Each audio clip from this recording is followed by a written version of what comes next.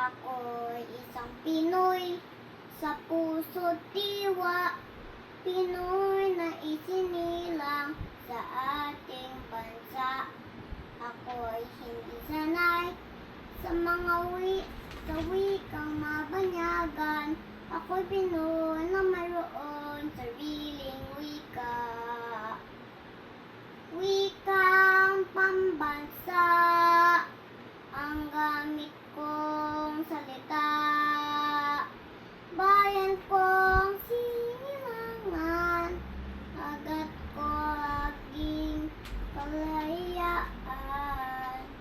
Sigat Jose Rizal, noon na wika, siya ang napangaral sa ating bansa.